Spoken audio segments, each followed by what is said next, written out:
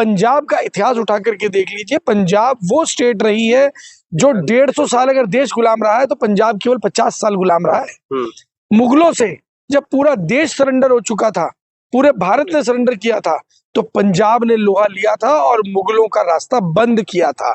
जब कांग्रेस ने पूरे देश के अंदर झंडे गाड़ दिए थे कि कांग्रेस के अलावा पूरे देश में कुछ दिखता नहीं था, जब एक ऐसी स्थिति इंदिरा गांधी जी ने बना दी थी कि Indira is India and India is Indira, वो स्थिति जब बना दी थी तो पंजाब था जो डटकर खड़ा था। और आज की तारीख के अंदर भारतीय जनता पार्टी भी वही गलती करने जा रही है जो अब मुगलों ने की, मुगलों के बाद अंग्रेजों ने की, अंग्रेजों के बाद कांग्रेस ने की, और आज भाजपा अपने समापन की ओर बढ़ती हुई नजर आ रही है। लेकिन जो लगभग बताया जा रहा है मुख्यमंत्री का जो चेहरा है वो राघव चड्ढा को बनाया जा रहा है, क्या इसके पीछे बीजेपी का कुछ बहुत बड़ा खेल चल रहा है या फिर आम आदमी पार्टी समाप्त होने की कगार पर है? मैं आपको एक चीज बता देता हूँ, आम आदमी पार्टी पिछला चुनाव हार जाती अगर भगवंत मान जी का चेहरा सीएम के तौर पर अनाउंस नहीं होता। अगर अरविंद केजरीवाल जी का चेहरा भी अनाउंस होता तो भी शायद वो चुनाव नहीं जीता जाता। पंजाब केवल और केवल उन लोगों को मौका देता है जो लोग उनके साथ ईमानदारी से खड़े हो सके। बेईमानों के लिए, चोरों के लिए, ठगों के लिए, गद्दारों के लिए पंजाब में कोई जगह नहीं। और खास तौर पर भाजपा का इतिहास आप देखेंगे, जहां एक तरफ पंजाब का इतिहास बलिदानों से भरा पड़ा है, शहीद आजम भगत सिंह की बात करें या उधम सिंह की बात करें, तमाम क्रांतिकारियों की बात करें, इतिहास जो है वो ये मानकर चलिए कि खून को अगर स्याही बनाकर लिखा जाए ना तो शायद पूरा इतिहास खत्म हो जाएगा, वो स्याही खत्म नहीं होगी। लेकिन आज की तारीख के अंदर जिस हिसाब से राघव चड्ढा उस पार्टी में चले गए जिस पार्टी ने हमेशा भारत से गद्दारी की, अंग्रेजों की दलाली की, मुगलों को अपनी बहन बेटियां भेज करके देश को गुलाम बनाया, उसके बाद अगर बात करें तो हर तरीके से वो गद्दारी का रास्ता पकड़ते रहे, तो आज जब राघव चड्ढा उस पार्टी के अंदर चले गए तो वो ये सोच रहे हैं कि वो पंजाब में सरकार में आ जाएंगे। ये गलती भी मत कर लेना, मौका भी मिल जाए तो भी गलती मत कर लेना, बहुमत मिल जाए तो भी गलती मत कर लेना। लेकिन कहा जा रहा है जो इन तमाम जो षड्यंत्र है या गेम कह लीजिए या फिर इसको कुछ और नाम दे दीजिए राजनीतिक तौर पर, इसके पीछे संदीप पाठक जी का ही हाथ है जो पूरी तरह से आम आदमी पार्टी को फाइनेंशियल मदद पहुंचा रहा था। नहीं, ऐसा नहीं है। देखिए अक्सर ना होता क्या है कि कभी कभी व्यक्ति को ऐसा लग रहा होता है कि मैं ही सब कुछ कर रहा हूं, लेकिन मैं आपको बता देता हूं कि व्यक्ति भी महत्वपूर्ण है, लेकिन वो केवल व्यक्ति महत्वपूर्ण नहीं है। कोई भी चीज अगर होती है, संगठन अगर चलता है तो संगठन एक व्यक्ति से नहीं होता है। और दूसरी बात मैं बता देता हूं, अगर कोई व्यक्ति फंड संदीप पाठक को दे भी रहा होगा तो इसका मतलब ये नहीं कि वो संदीप पाठक के नाम से फंड दे रहा है, वो आपके पीछे उस पर्दे को देखता है जिस पर्दे के पीछे आप खड़े हुए हैं। क्या वो भाजपा है? आप एक बात बताइए कि अगर उस व्यक्ति ने आम आदमी पार्टी को फंड देना होगा, किसी बिजनेसमैन ने, किसी व्यापारी ने, तो क्या वो आज नहीं देगा? वो किसी दूसरे चेहरे को ढूंढ लेगा। लेकिन उनको ऐसा लग रहा है कि उनके नाम पर जो है वो फंड मिल रहा था। ये बहुत बड़ी गलतफहमी है। लेकिन क्या कैसे देख रहे हैं राघव चड्ढा के साथ अगर वाकई में इतने विधायक जो जिस तरह से आंकड़ा जो खबर आ रही है अगर संपर्क में है तो फिर आसानी से तो सरकार गिर जाएगी आप लोगों की, आम आदमी पार्टी की। सब एक ना नैरेटिव बनाने का काम किया जाता है हमारे देश में, तो खास तौर पे बहुत ज्यादा चलता है। अगर इन्होंने रेलवे बेचनी है तो क्या करेंगे, ये अमृतसर जाने वाली ट्रेन को बिहार भेज देते हैं ताकि लोग बोले अच्छा हुआ बिक गई।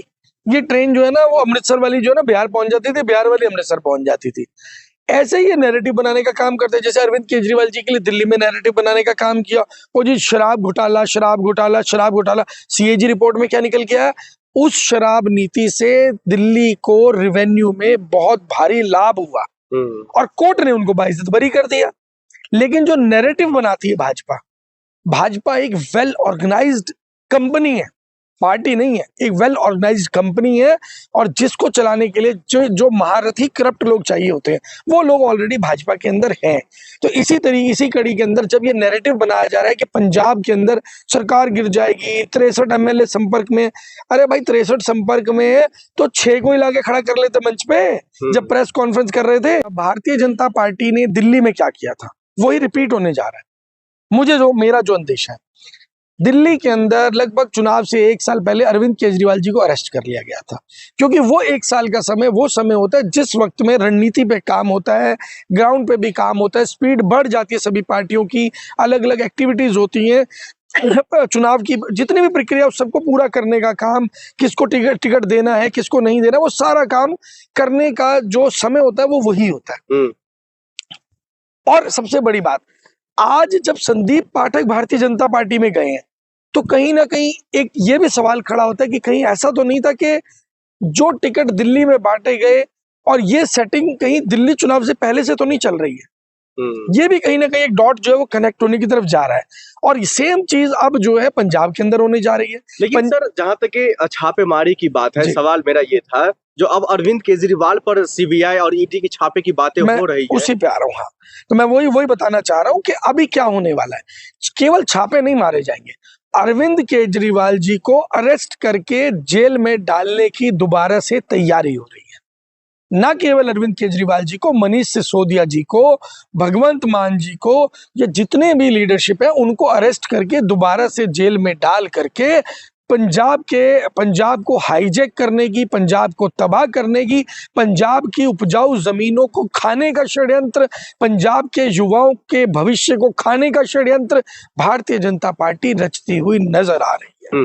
लेकिन जो अगर अब शीर्ष नेतृत्व अगर छापेमारी होती है तो क्या लग रहा है, वाकई में आम आदमी पार्टी को लेकर के जो पहले भारतीय जनता पार्टी बयान दे चुकी है, जो ये सिर्फ और सिर्फ एक सुपारी इतनी बड़ी जो है ये पार्टी है, क्या वो सच होने वाली है? क्योंकि माफ कीजिएगा, अमित शाह ने ये बात कही थी। जी देखिए, मैं आपको एक बात बता देता हूं कि संविधान निर्माता बाबा साहेब भीमराव अंबेडकर जी ने एक बात कही थी, मुझे आज वो बात दोहरानी होगी। जब सवाल पूछा गया संविधान सभा के अंदर कि अगर कहीं ऐसा हो जाए कि पूरे सभी के सभी सांसद एक ही पार्टी के चुने जाए या सभी के सभी एमएलए एक ही पार्टी के चुन लिए जाए तो विपक्ष कौन होगा? उस वक्त बाबा साहेब भीमराव अंबेडकर, उस महान व्यक्ति, उस महान शख्सियत ने बहुत सुंदर जवाब दिया, विपक्ष परमानेंट जनता रहेगी। तो विपक्ष कौन है? जनता। और आज जरूरत किसकी है? आज उस क्रांति की जरूरत है, आज उस बलिदान की जरूरत है जो बलिदान मुगलों से लड़ने के लिए हमने दिया, जो बलिदान अंग्रेजों से लड़ने के लिए हमने दिया, जो बलिदान देश में कभी भी आपदा आई, चाहे वो कोई बड़ी से बड़ी त्रासदी रही हो, उसके लिए आम जनता आगे आई जिसने आकर के इस मोर्चे को संभाला। तो सर, क्या लग रहा है, अगर पंजाब में सरकार गिर जाती है तो फिर आम आदमी पार्टी कहां पर बचेगी? क्योंकि दिल्ली में ऑलरेडी वो हार चुकी है, गुजरात में कोई स्कोप नहीं दिख रहा है, पंजाब में उनकी सरकार थी, उस पर भी अब कहीं ना कहीं संकट मंडरा रहा है। ये तो निश्चिंत रहिए, सरकार तो कहीं नहीं जा रही है। ये तो बिल्कुल, इसमें ये तो कोई कयास लगाने की बात ही नहीं, ये तो केवल मनोबल तोड़ने का एक प्रयास है, ताकि जितने भी एमएलए हैं वो सब लोग ये सोचें कि मेरे साथ वाला चोर है। जब सभी लोग ये सोचेंगे कि मेरे साथ वाला चोर है और किसी को ऑफर जाएगा ऑपरेशन लोटस के तहत, अगर किसी को पैसा जाएगा तो वो सोचेगा ठीक है यार, जेल जाने से बेहतर है कि पैसे ले लो, राजपाट ले लो, मजे लो, मंत्री बन जाएंगे, गाड़ी मिल जाएगी, 10-20-50 करोड़ तो भाजपा वैसे ही दे देगी। कारण क्या है ना, उसका अभी पंजाब के अंदर जितनी लैंड पड़ी है वो सारी की सारी अदानी को 1 रुपए एकड़ में मिल जाएगी। और अगर मान लो 1000 एकड़ मिल गई तो हजार एकड़ लैंड अगर 1000 रुपए में मिलेगी तो अदानी उसके लिए 10,000 करोड़ तो दे ही देगा ना।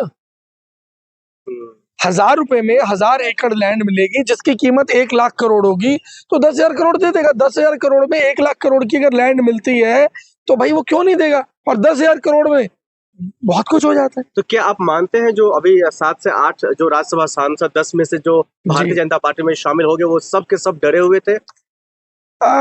देखिए, मुझे ऐसा लगता है कि अपने निजी हित को छोड़ना राष्ट्र हित के लिए बहुत जरूरी हो चुका है। अगर आज आम आदमी पार्टी के सांसदों को जेल जाने का मौका मिल रहा था तो शायद उनका कद और बड़ा हो जाता। वो उनको डरना नहीं चाहिए था राघव चड्ढा की तरह।